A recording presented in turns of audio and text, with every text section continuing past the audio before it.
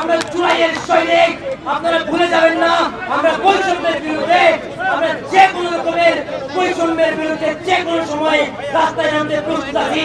এই ধরনের নেকারজনক ঘটনা জুলাই পরবর্তী বাংলাদেশে মেনে নেওয়া যায় না। যেখানে কাটমার ছিল ৭২.৫ কাছাকাছি, সেখানে ৪০-এর কাছাকাছি নাম্বার পেয়ে মেডিকেল কলেজগুলোতে চান্স পাওয়া কোনোভাবেই মেনে নেওয়া যায় না। তাই আমাদের দাবি যেন কোটা প্রথা মেডিকেল ও ডেন্টাল কলেজগুলো থেকে ৫% না, একদম 0% করে আনা হয়। চোখে আমার ছোট ভাইয়ের কান্না, আমার কানে সেই মায়ের কান্নার আওয়াজ, আমার হৃদয়ে রক্তক্ষরণ। আমার জুনিয়ররা কষ্ট করেছে, রাত জেগেছে, তারা তাদের ন্যায্য সিটটুকু পায়নি।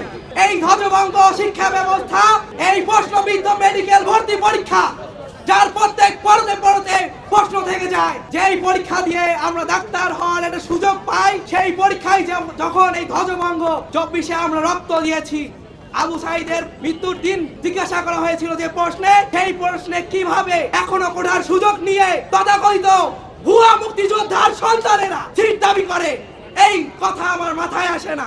আমরা মেডিকেলের সচেতন শিক্ষার্থীরা জোর দাবি জানাই, আজকের মধ্যে এই ফলাফল পুরো প্রকাশ করতে হবে, যাতে কোনো প্রকার কোটা থাকবে না, কোটা থাকবে না, কোটা থাকবে না। আমরা আপনাদের বলে দিতে চাই, আপনারা যদি সংস্কার করতে না পারেন, আমরা কালকে থেকে কঠোর থেকে কঠোরতর কর্মসূচি নিয়ে সামনে দাঁড়াবো। একবার যখন আমরা রাস্তায় দাঁড়িয়েছি, আমাদের আর আটকাতে পারবেন না। আমরা যে দাবিগুলো জানিয়েছি তা হচ্ছে অবিলম্বে কোটাবিহীন ভাবে শুধুমাত্র মেধার ভিত্তিতে ফলাফল আজকের মধ্যে পুনঃ প্রকাশ করতে হবে। যে উত্তরপত্রের ভিত্তিতে সবার সিরিয়াল দেওয়া হয়েছে, সেই উত্তরপত্রকে সবার সামনে প্রকাশ করতে হবে। যদি উত্তরপত্রে ভুল দেখা যায়, তাহলে শুধুমাত্র সঠিক উত্তরগুলো নিয়ে সবার মেরিট আবার পুনর্বিবেচনা করে প্রকাশ করতে হবে। 37 পেয়েছে, তার চান্স হয়েছে, আমি তাকে কি বলে সান্ত্বনা দিব? আমি জানি না আমি তাকে কি বলে সান্ত্বনা দিব। 37 পেয়ে যে ছেলেটা ডাক্তার হবে, এরা কাদের চিকিৎসা দিবে? আপনাদের চিকিৎসা দিবে। আপনাদের বিবেক কখন উন্মোচিত হবে? যখন সে আপনাদের ভুল চিকিৎসা দিবে, তখন। এই মেডিকেল ভর্তি পরীক্ষায় কোটা, এটা আমাদের সাথে না, এটা সাধারণ জনগণের সাথে অন্যায়। এই অন্যায়ের বিরুদ্ধে আমরা দাঁড়াবো, আমাদের সাথে আপনারা থাকবেন। কারণ এই ডাক্তার যারা এই 37 পেয়ে চান্স পেয়েছে, এরা আপনাদের চিকিৎসা দিবে। আপনাদের ভুল চিকিৎসা দিলে এটার দায়ভার কারা নিবে? কেউ যদি মারা যায়, এটার দায়ভার কারা নিবে? আপনারা কেন এখনো বুঝতেছেন না যে বিষয়টা কতটা বড়? আপনারা দয়া করে রাজপথে আসেন এবং এর বিরুদ্ধে নামেন। আমরা এই ফলাফল মানি না, আমরা এই ফলাফলের পুনঃপ্রকাশ চাই।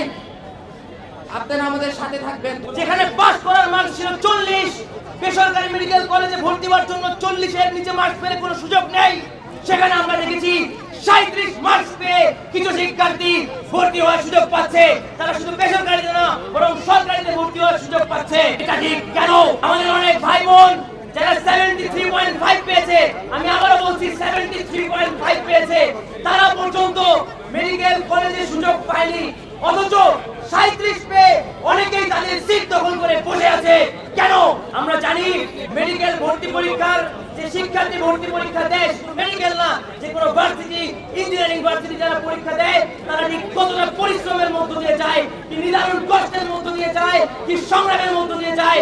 এত সংগ্রাম করার পর, এত পরিশ্রম করার পর, আজীবন তিল তিল করে গড়ে ওঠা স্বপ্ন দেখার পর, শুধু তারা না, তাদের ফ্যামিলি, তাদের আশেপাশের মানুষজন তাদের নিয়ে সেই ছোটবেলা থেকে স্বপ্ন দেখে, এতদিন স্বপ্ন দেখার পরে, এতদিন পরিশ্রম করার পরে যখন দেখে সে 0.25 মার্কসের জন্য চান্স পায় নাই, অথচ তার যে অর্ধেকের কম মার্কস পেয়ে একজন তার সিট নিয়ে বসে আছে, তখন তার মানসিক অবস্থা কি হতে পারে আপনারা আজকে বলবেন?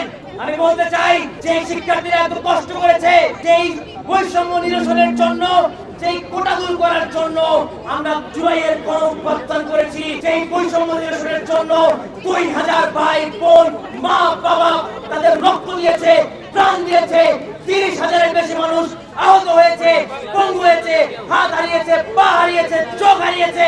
সেই বৈষম্যের নিরসন কোথায়? আমরা তো দেখতে পাচ্ছি না।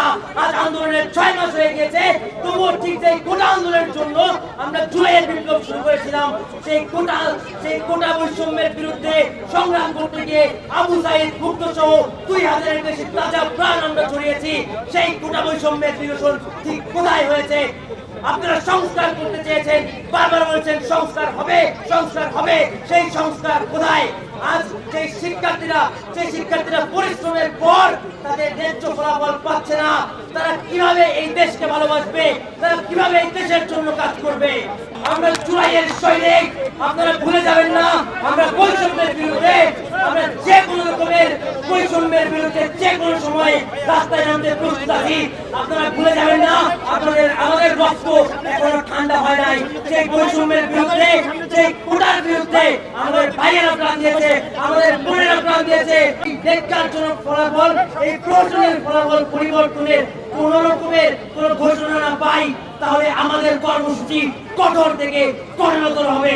এবং মনে রাখবেন, এখানে শুধু মেডিকেল কলেজের শিক্ষার্থীরা না, এখানে স্কুল কলেজের শিক্ষার্থী, ঢাকা বিশ্ববিদ্যালয় সহ সকল বিশ্ববিদ্যালয়ের শিক্ষার্থী এবং পেশাজীবী মানুষরাও, ডাক্তাররাও আমাদের সাথে সংহতি প্রকাশ করেছে। সুতরাং আমরা সবাই আমাদের ন্যায্য অধিকারের জন্য, আমাদের বৈষম্য নিরসনের জন্য, আমাদের নিজেদের, আমাদের ভাইদের, বোনেদের এবং এই বাংলাদেশের সকলের অধিকার নিশ্চিতের জন্য যে কোনো সময় সারা দেশের রাজপথ আবার প্রকম্পিত করবো ইনশাআল্লাহ।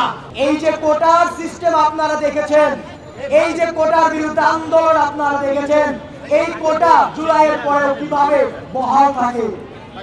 আমরা মেডিকেল ও ডেন্টাল কলেজের সকল শিক্ষার্থীবৃন্দ, চিকিৎসকবৃন্দ, মেডিকেল এবং ডেন্টাল ভর্তি পরীক্ষায় কোন রকমের মুক্তিযোদ্ধা কোটা চাই না। আমাদের এই মেডিকেল ভর্তি পরীক্ষা, ডেন্টাল ভর্তি পরীক্ষায় মুক্তিযোদ্ধা কোটা বাতিল করতে হবে এবং বিভিন্ন স্কুল কলেজ বিশ্ববিদ্যালয়ের সকল শিক্ষার্থীর মতে আমরা জেনেছি তারা কোনো বিশ্ববিদ্যালয়ের ভর্তি পরীক্ষায় কোন ধরনের কোটা চান না। যে মুক্তিযোদ্ধা কোটার বিরুদ্ধে হলো আন্দোলন, যে আবু সাইদকে নিয়ে মেডিকেল ভর্তি পরীক্ষা এলো প্রশ্ন, সেই আবু সাইদ যে জন্য আন্দোলন করেছে তার সেই বিরুদ্ধে করা আন্দোলনটা কেন আবার এই মেডিকেলে চলতে থাকবে? আমরা তাই চাই এই মুক্তিযোদ্ধা কোটা যেন আর বহাল না থাকে। আমরা যারা মেডিকেল ভর্তি পরীক্ষা দিয়েছি, তারা মেডিকেল ভর্তি পরীক্ষা দেওয়ার পরে যখন বাসায় এসে ফলাফল মিলাই, ফলাফল দেওয়ার পর দেখি 2-3 মার্কের কোনো হদিস নাই। অনেকের ক্ষেত্রে 2-3 মার্ক কমে যায়, অনেকের ক্ষেত্রে গায়েবী উপায়ে 2-3 মার্ক বেড়ে যায়। এই 100 মার্কের পরীক্ষা আপনারা প্রশ্ন করেছেন, আপনাদের প্রশ্ন করতে সমস্যা নাই, উত্তর দিলে কি সমস্যা? আপনাদের এই পরীক্ষা, মেডিকেল ভর্তি পরীক্ষা হোক, ডেন্টাল ভর্তি পরীক্ষা হোক, প্রত্যেকটা এমসিকিউ পরীক্ষার ফলাফল প্রকাশ করতে হবে। এই যে মেডিকেল ভর্তি পরীক্ষার সিস্টেম, আপনি যদি উন্নত দেশের সাথে বা আধুনিক চিকিৎসা ব্যবস্থা আপনারা যেটাকে বলেন যেসব দেশে আছে তাদের সাথে তুলনা করে দেখবেন, এরকম দশভঙ্গ ভর্তি পরীক্ষা কোনো দেশে হয় না। এই যে মেডিকেল ভর্তি পরীক্ষার প্রশ্ন, এই প্রশ্ন চলে আসে অনুশীলন থেকে কপি। আপনি যদি রসায়ন না পারেন, আপনি যদি পদার্থবিজ্ঞান না পারেন, আপনাকে প্রশ্ন বাড়াতে হবে কেন? যে পারে তাকে দিয়ে আপনি প্রশ্ন তৈরি করাবেন। যদি না পারেন আপনি বাসায় ঘুমাবেন। যে পারে তাকে দিয়ে প্রশ্ন তৈরি করাবেন এবং স্ট্যান্ডার্ড প্রশ্ন তৈরি করতে হবে। এই মেডিকেল ভর্তি পরীক্ষার যে সিস্টেম, এই সিস্টেমটাকে আমূল পরিবর্তন করতে হবে। আজকে আপনারা আমাদের যে শান্তিপূর্ণ অবস্থান দেখছেন, যদি আজকের মধ্যে দৃষ্টান্তমূলক কোন ধরনের পদক্ষেপ স্বাস্থ্য শিক্ষা অধিদপ্তর না দেখায়, অন্তর্বর্তীকালীন সরকার না দেখায়, তাহলে আপনারা আমাদের কঠোর রূপ দেখবেন। হয় সেটা কতটা কঠোর হতে পারে, আমাদের কঠোর হতে বাধ্য করবেন না। আমরা শান্তিপূর্ণভাবে সমাধান চাই। আজকে আমরা এখান থেকে স্বাস্থ্য শিক্ষা অধিদপ্তরের দাবি জানাতে চাই, আজকের মধ্যে গতকালকে প্রকাশিত মেডিকেল ভর্তি পরীক্ষার ফলাফল বাতিল করতে হবে এবং পুনর্প্রকাশ করতে হবে। যদি এই ফলাফল পুনর্প্রকাশ না করেন আজকের মধ্যে, আজকে রাতে আমরা মিডিয়া ভাইদের সামনে প্রেস ব্রিফিং করবো এবং কালকে থেকে কঠোর কর্মসূচি চলমান থাকবে।